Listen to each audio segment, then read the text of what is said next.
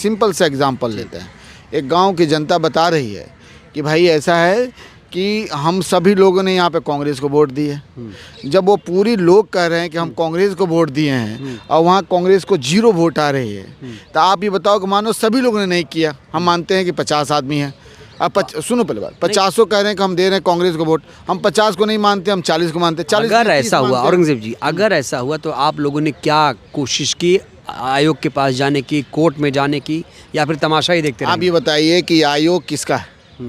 आयोग को जो है, आयोग वाकई में सुनने वाला होता है और वाकई में आयोग जो हमारे लोकतंत्र के हिसाब से चलने वाला होता है, वो आयोग को लगता है कि संविधान की हमको जो रक्षा करनी है और संविधान को सरपरी माननी है, तो वो आयोग जो इस पे ज़रूर कोई एक्शन लेता है। लेकिन आपने देखा हरियाणा के कांड में क्या हुआ। आप देखिए चंडीगढ़ के मेयर वाला जो है वहाँ इलेक्शन में उस कंडीशन में क्या हुआ था, लेकिन बाद में सुप्रीम कोर्ट में उसका जो न्याय हुआ उसका। तो आप सोचो कि जब हमारा इलेक्शन कमीशन जो है वो जो है मोदी के इशारों पे चल रहा है, वो इस तरह की भ्रांतियाँ फैला रहा है, तो आप सोचो कि एलन मस्क जो है, एलन मस्क से बड़ा तो कोई नहीं है इस समय पूरे वर्ल्ड में। एलन मस्क से बड़ा कौन है? वो इंटरनेट के बादशाह कहे जाते हैं और हैं भी सही में, सैटेलाइट से लेकर सब कुछ। और एलन मस्क कह रहे हैं कि उसमें हैकिंग की जा सकती है, उनकी टीम कह रही है हैकिंग की जा सकती है।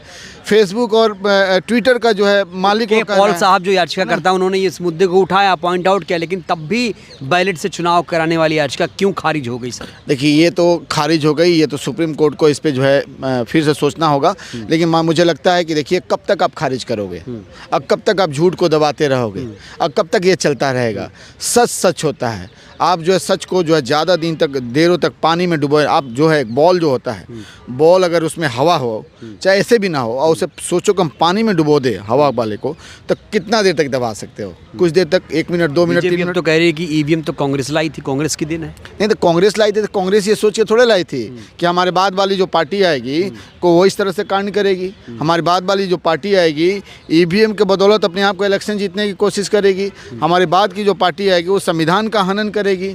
हमारे बाद की जो पार्टी आएगी वो लोकतंत्र पर विश्वास ही नहीं करेगी और वो जो है ऑटोक्रेट का सिस्टम करेगी।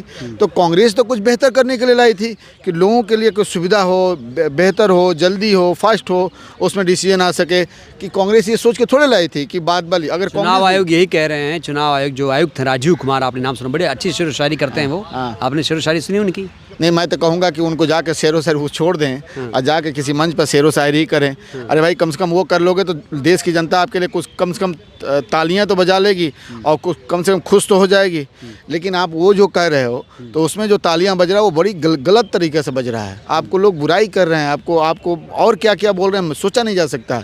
मैं कहूँगा कि थोड़ा सा अपने आप को जो है थोड़ा सा संविधानिक और थोड़ा सा अपने आप को दरिया मर्द वाला जो कंडीशन में आके और थोड़ा सा स्ट्रॉन्ग डिसीजन लो, जिससे लोग आपको याद करें कि वाकई में उन्होंने कुछ किया था। आप ये कह रहे हैं कि जो मौजूदा चुनाव आयोग है वो पारदर्शी और निष्पक्ष चुनाव नहीं करा पा रहा है? मैं तो आपको हरियाणा के इलेक्शन आपने देखा ना, हरियाणा के इलेक्शन में हमने ऑब्जेक्शन किया।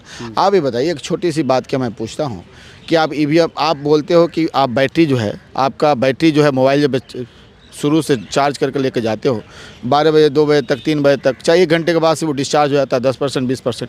आप बताओ ईवीएम 95% कैसे रह सकता है उसमें कहती, यानी कि ये जो है एक्चुअली क्या, मैं एक बार ईवीएम का स्ट्रॉन्ग रूम में किसी बहाने मुझे जाना पड़ा। जब मैं उस समय हरियाणा का जो है प्रभारी था, तो मैं उस समय मैं गया किसी के साथ गया, तो वहाँ पर मैं देखा कि सभी बैटरी निकाल के और उसको अलग स्टोर कर रहे थे, बाकी को अलग स्टोर कर रहे थे, सब मैं देखा वहाँ पे। बहुत बड़ा बयान दे रहे हैं, सच बता रहा हूँ कि मैं वहाँ देखा कि बड़ी गवाही है। देख रहा था कि ईवीएम का जो उसके जो बैटरी है उसमें से बैटरी निकाला जा रहा था, कुछ निकाल को। तो हम पूछे कि भाई ये कैसे हो सकता है?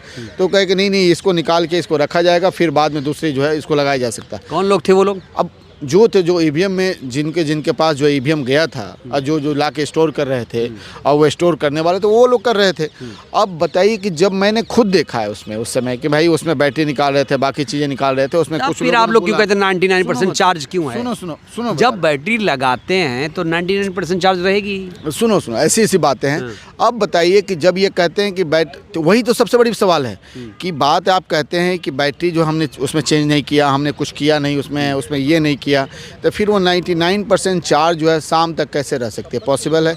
यानी कि ये किसी माध्यम से उसमें जो है चेंजेस करते हैं, कुछ ना कुछ सरकार करती है जिसको। अब देखिए क्या है, मेरा मानना है कोई डिजिट का गेम है यहाँ पे 1 से लेके आप 10 तक जाते हो तो सेम जाएगा। 10 पे जैसे जाते हो वो डबल डिजिट हो सकता है, फिर 10 से 20 पे गए, पता चला फिर 50 पे गए, वहाँ से डिजिट चेंज हो गया, वहाँ पे 2 से वहाँ 100 होना चाहिए तो वहाँ 200 हो गया, 200 होना चाहिए वो 500 हो गया। इस तरह का डिजिट इसमें चेंज होता है।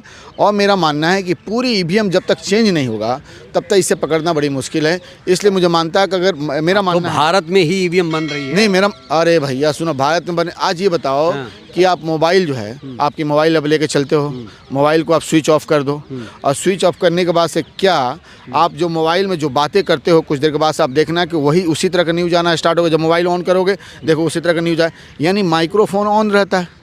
अब माइक्रोफोन ऑन है तो चल रहा है। तो आप सोचो कि जो मोबाइल में हम उसमें कुछ चेंजेस नहीं कर रहे हैं, उसको हैकिंग नहीं कर रहे हैं, उसके बाद भी उसमें आप लोग बयानबाजी खूब करते हैं, जब भी नतीजे आते हैं बयानबाजी आप लोग शुरू कर देते हैं, लेकिन सबूत नहीं दे पा रहे हैं। यही आप लोगों के साथ दिक्कत है। आरएसएस का है, आरएसएस की जैसे बात ना करो। आप चश्मा पहने हो, दूसरा कोई दूर से कहेगा कि आप अंधे हो, आप तो दूसरा कहेगा। मेरे सवाल का जवाब दीजिए। एक मिनट रुकिए ना।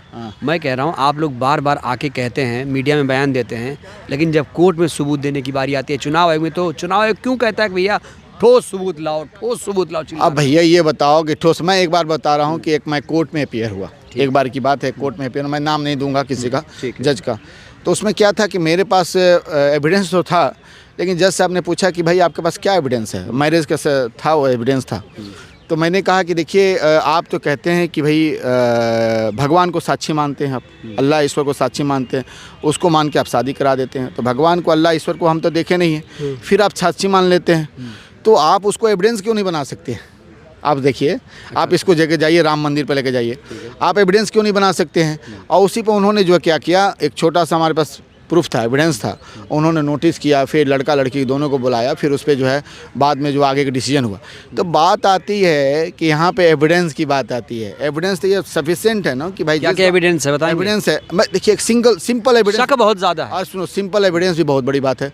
आप बताइए कि जिस गाँव के लोग जो बोल रहे हैं कि हमने वोट दिया कांग्रेस को, हमने वोट दिया किसी और को, और वो बीजेपी में कैसे चला गया, जब मैं खुद देने वाला हूँ और मैं बोल रहा हूँ कि मैं इन्हें नहीं, इनके साथ मैं खड़ा हूँ, आपको नहीं मेरे साथ खड़े हैं, मैं कहता हूँ नहीं मैं इनके साथ खड़ा हूँ, आपको नहीं नहीं तुम मेरे साथ खड़े हो, मैं कहता हूँ नहीं मैं बीजेपी आरएसएस के साथ नहीं जा सकता, वो देश के गद्दार है, गद्दारों के साथ नहीं जा सकता, मैं किसी और के साथ रहूँगा या अकेला रहूँगा, क्योंकि मैं देश से प्रेम करता हूँ, लोगों से नफरत नहीं कर सकता।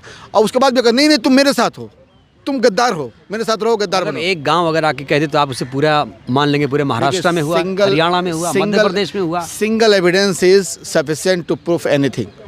हियर सिंगल एविडेंस भी बहुत बड़ी चीज़ है। यहाँ पे तो पब्लिक देखो, डेमोक्रेसी में क्या है, डेमोक्रेसी में क्या है, आपको यहाँ लोकतंत्र में आपको देखा जा रहा है कि भाई वोटिंग हुआ, वही तो सब कुछ है, जनता का वही आधार है, और वो बता रहे हैं कि ऐसी ऐसी बातें हैं, ये इस तरह का घटना हो रही है। अब ये बताओ, हरियाणा में कई सारा कांड हुआ यहाँ पे, आप बताओ कि लोग जीत जाते हैं और जब जाते हैं वहाँ सर्टिफिकेट लेने के लिए किसी और को सर्टिफिकेट इशू करता है, डीएम एसडीएम इशू कर देता है, उस पर हम ऑब्जेक्शन करते हैं, उस ऑब्जेक्शन में ना सुप्रीम कोर्ट कोई सुनवाई करने को तैयार नहीं है, कुछ उस पर कार्य करने को तैयार नहीं है। यानी आप ये कह रहे हैं कि आपके पास बहुत सबूत है, आपके सबूत को अनदेखा किया जा रहा है?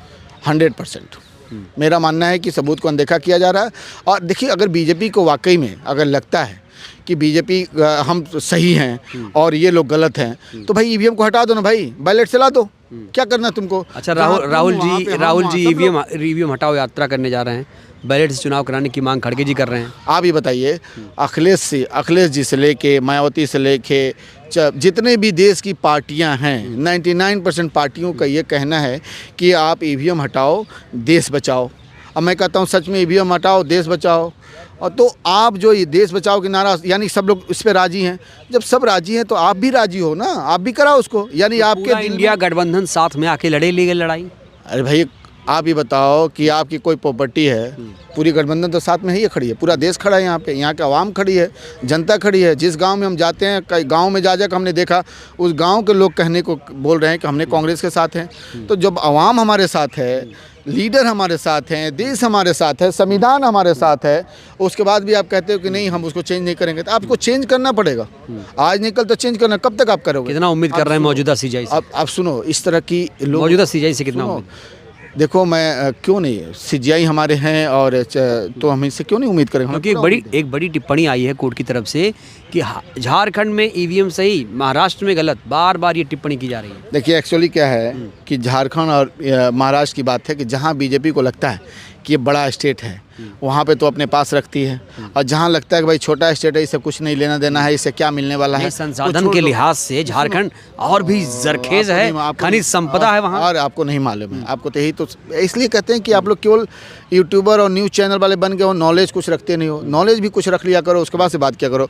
आप बॉम्बे की तुलना झारखंड से करोगे, बॉम्बे की तुलना आप किसी और से करोगे, तो ये नॉलेज की कमी है, आपको थोड़ा पढ़ना चाहिए। मैं कह रहा हूँ भूगोल में तो यही है ना कि खनिज संपदा वहाँ ज़्यादा है, कोल माइनिंग है, आप ये बताओ सोना निकलता है। आप बताओ कि पूरे बिहार को आप ले लो और दिल्ली के ले लो, स्टेट के लो, जो यहाँ से जो टैक्स रेवेन्यू जो जनरेट होता है पूरे बिहार का रेवेन्यू को देख लो, आपको पता चल जाएगा। तो छोटा से नहीं होता है, वहाँ रेवेन्यू कितना जनरेट होता है, वहाँ पे इंडस्ट्री कितनी है, बाकी चीज़ें क्या हुआ, सब उससे होता है, उस संबंधा का। यानी आप ये कह रहे हैं कि झारखंड छोड़ दिया बीजेपी ने? झारखंड पे उसने इंटरफेयर नहीं किया और उसने जो है महाराष्ट्र पे किया, वो दिखाने के लिए कि देखो ये है ये नहीं है, ये कैसे। ये विवाद कब तक चलेगा, कब तक चलेगा? जनता भी मुझे लगता है कि अब इसका अंत चाहती है। देखिए ये विवाद जो है, इस विवाद को बीजेपी कभी खत्म नहीं करेगी।